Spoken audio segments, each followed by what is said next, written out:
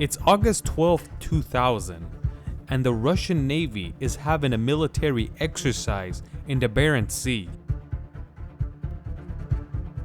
The most important thing the Russian Navy is using is a submarine called the Kursk. The way Kursk was exercising was that it was shooting torpedoes and missiles towards a target, but all of a sudden the shooting stops and the giant submarine is nowhere to be found. Inside the Kursk, there was 118 officers that were the very best for the Russian Navy. You also have to know that this submarine was very new and it was very advanced for its time, and it's extremely like this for something this advanced and sophisticated to disappear from the face of the earth all of a sudden. Why did this advanced submarine all of a sudden explode?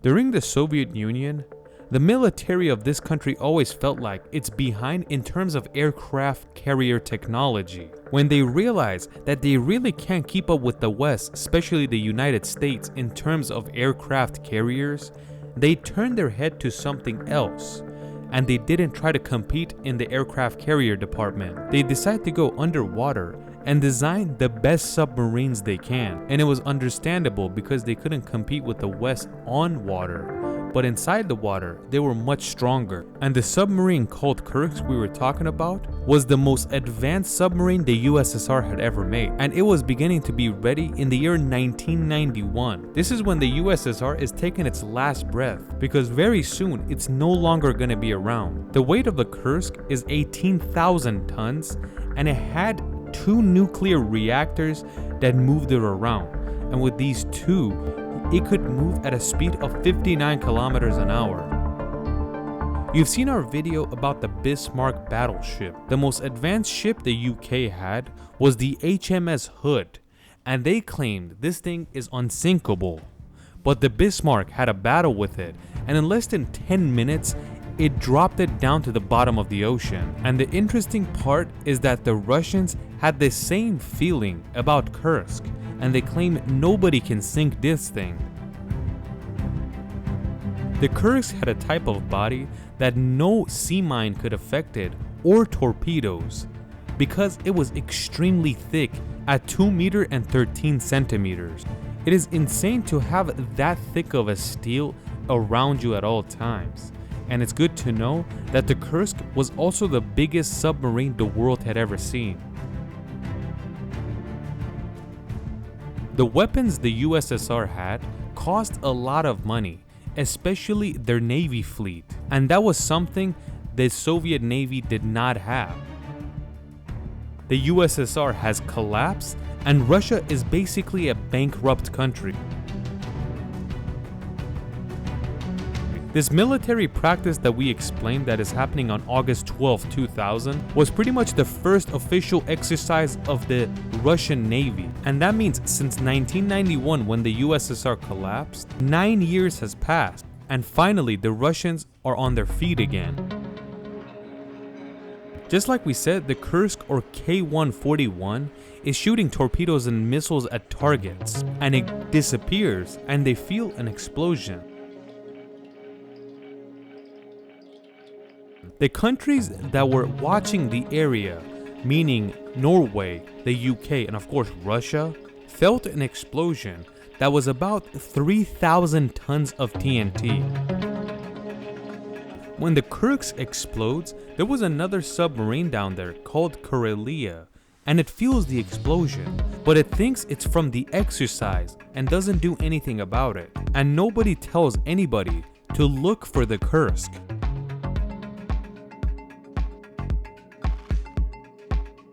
During the explosion, there was a destroyer on top of the water named Peter the Great, and it feels the explosion the closest. And after feeling this explosion near them, they asked the control center what is happening. Of course, the control center ignores the call and doesn't answer them. So that is why when everything is finally realized and they know what is going on, about 2 hours has passed already. They still don't lose hope and they send different battleships and submarines towards the area. They look until 10 p.m. and they don't find anything. After that, a state of emergency is announced. After this has taken place, the British Navy asked the Russian Navy if they need help looking for the sub. But why did they not accept help from the British? Because they didn't announce which submarine has had an issue. It was very negative news for the Russian government and army if they announced their best submarine has been damaged and it's at the bottom of the ocean. They didn't even tell the family of the 118 officers on board that this has taken place.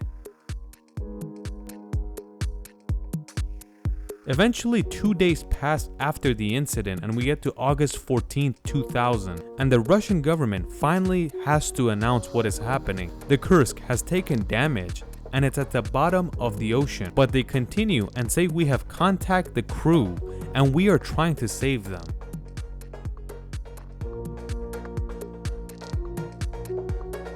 The commander of the Russian Navy says that it was a torpedo that accidentally hit the Kursk, causing it to lose control and go to the bottom of the sea. So it was really the fault of the torpedo rather than technical difficulties. The world was busy with this news for about a week, that the officers are at the bottom of the ocean and the Russians are trying to save them. And that's when Vladimir Putin, the president that has recently been elected, announces that we cannot find the Kursk and we need help. And he only asks for help from the Norwegian Air Force. But why the Air Force?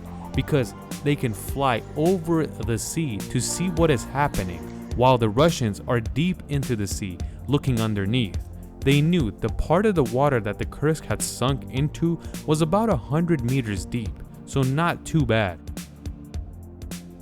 And eventually, on August 21st, 2000, the Kursk was found in the depth of 108 meters, a submarine that has been completely destroyed, and no bodies are inside it because they vaporized when it exploded. They realized that they can no longer continue lying. Putin said that the Kursk had exploded and all 118 officers has been killed.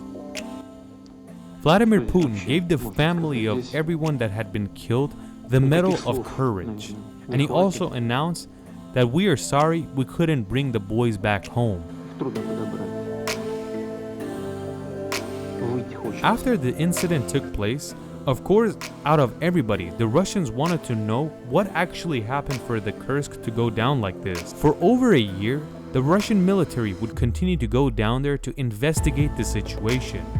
And eventually they realized it'll be much easier and better for us to pull the submarine out so we can investigate it on land. On the 26th of September 2001, the Kursk submarine was pulled out from the depths of the Barents Sea.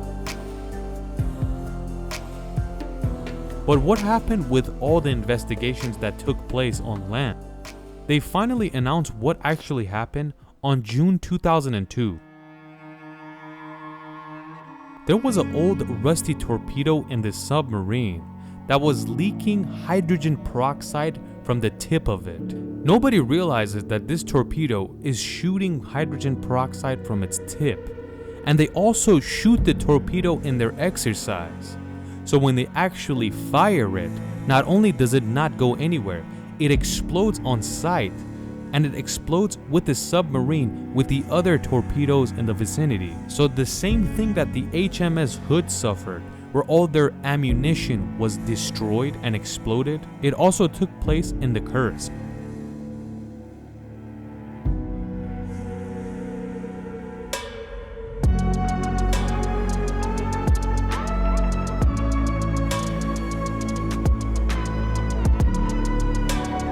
The lack of caring and the funding of the Russian Navy really led this to happen for the most sophisticated submarine they had ever made.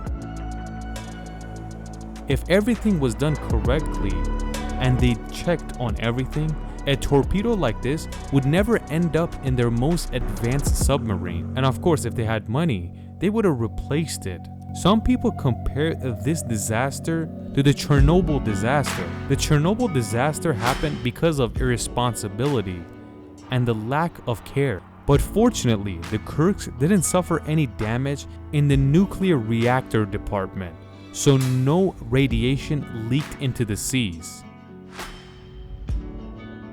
Because if it did, all the fishes there would have probably been killed.